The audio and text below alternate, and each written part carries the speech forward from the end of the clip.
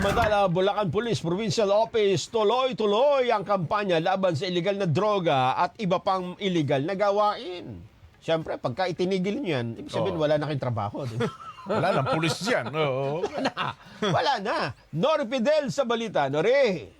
Walang tigil sa kampanya laban sa illegal na droga, illegal na sugal at iba't ibang uri ng krimen ang mga tauhan ng Bulacan Police mula sa iba't ibang bayan at lungsod.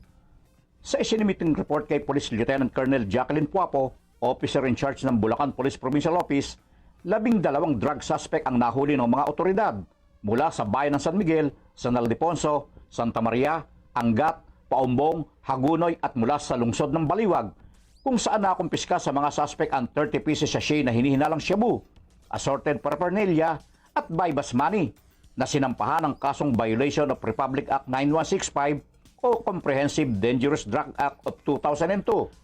Siyam na wanted person naman ang hindi nakalusot na naaresto ng mga otoridad sa bisa ng warrant of arrest sa pinagsanib na puwersa ng Bulacan Police mula pa rin sa iba't ibang bayan at lungsod ng Bulacan.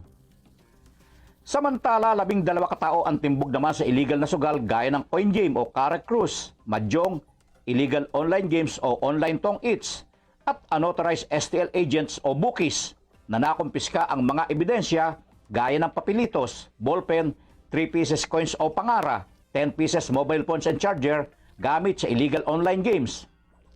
Nasa kustodiya ng arresting unit o station ng mga arestadong suspect para sa proper disposition. Nori Fidel, para sa 100% balita.